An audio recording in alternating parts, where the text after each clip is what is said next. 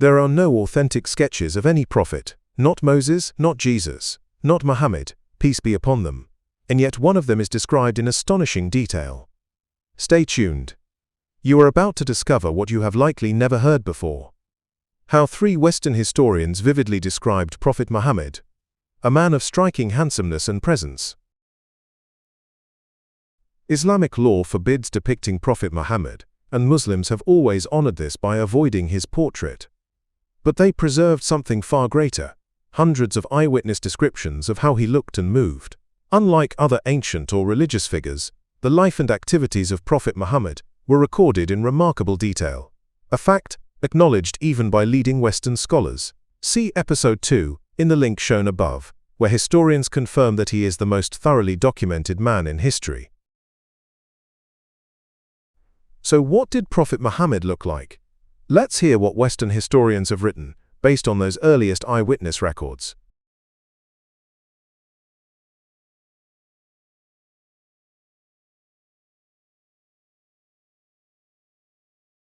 He was of middle height, rather thin but broad of shoulders, wide of chest, strong of bone and muscle.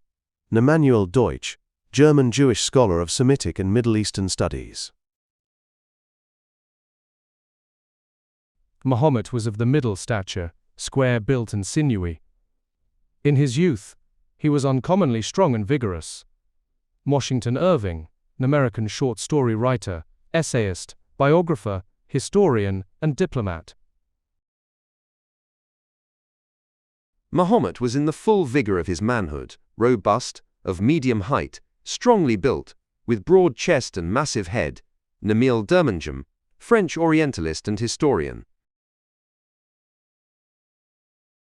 Slightly above the middle size, his figure, though spare, was handsome and commanding, the chest broad and open, the bones and framework large, the joints well knit together.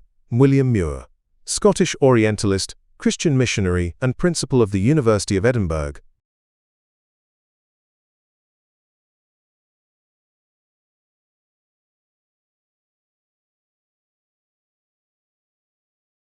His head was massive, strongly developed. Emanuel Deutsch. His neck was long and finely molded. The head, unusually large, gave space for a broad and noble brow. William Muir. His head was capacious, well-shaped, and well set on a neck which rose like a pillar from his ample chest. Washington Irving.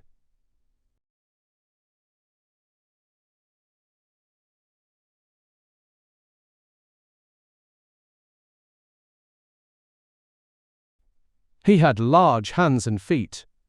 Washington Irving.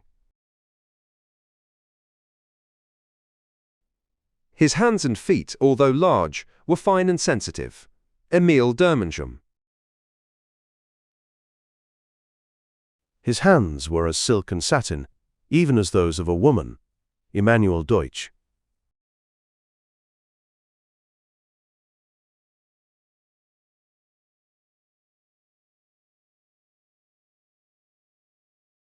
His face was oval-shaped. Emanuel Deutsch.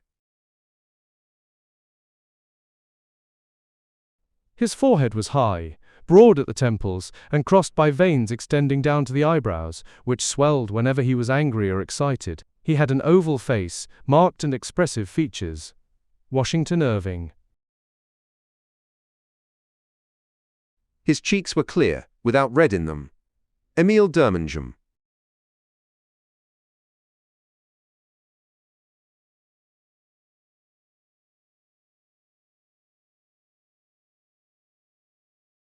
He had black eyes.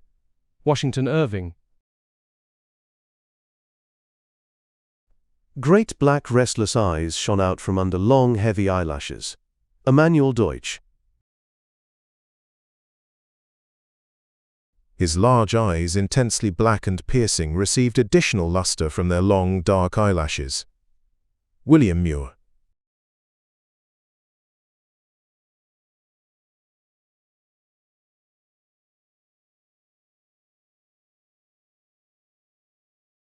The eyebrows were arched and joined. William Muir. He had arched eyebrows which nearly met. Washington Irving. His eyebrows were divided by a blue vein which sometimes swelled with anger. Emanuel Deutsch. Fine, long, arched eyebrows were divided by a vein which throbbed visibly in moments of passion. Emanuel Deutsch.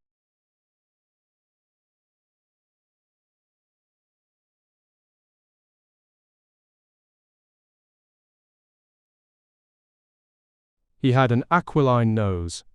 Washington Irving. His nose was large, slightly aquiline. Emanuel Deutsch.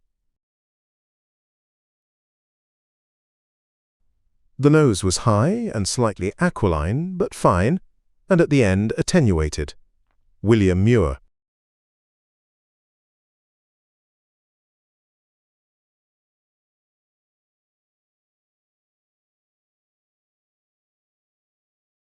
His face with its decided aquiline nose, wide mouth. Emanuel Deutsch. He had a mouth large and flexible, indicative of eloquence. Washington Irving. His teeth, upon which he bestowed great care, were well set, dazzling white. Emanuel Deutsch.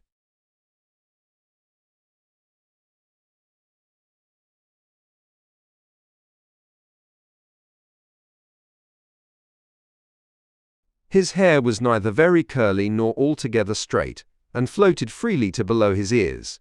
Emanuel Deutsch. The hair, thick, jet black, and slightly curling, fell down over his ears. William Muir. Dark hair, slightly curled, flowed in a dense mass down almost to his shoulders. Even in advanced age, it was sprinkled by only about 20 grey hairs, produced by the agonies of his revelations. Emanuel Deutsch.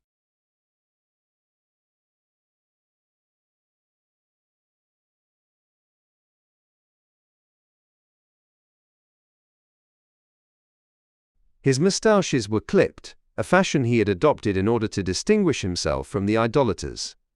And his face was framed by a tufted and very black beard overhanging his lower lip. Emanuel Deutsch. A full beard framed his manly face. Emanuel Deutsch.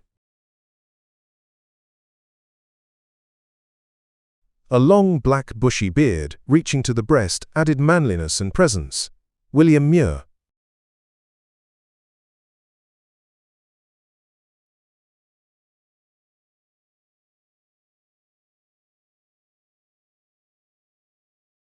His complexion was more ruddy than is usual with Arabs. Washington Irving.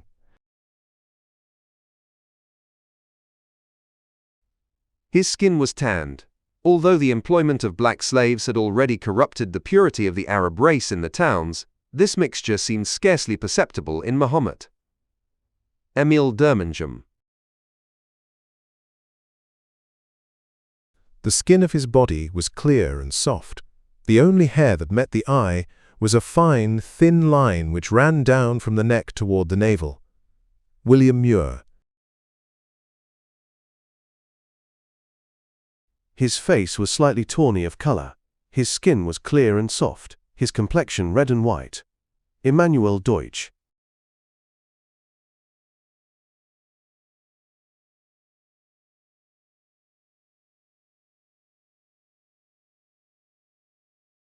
In his excited and enthusiastic moments, there was a glow and radiance in his countenance.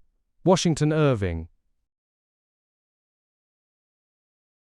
From under a turban, his countenance beamed with a majestic radiance.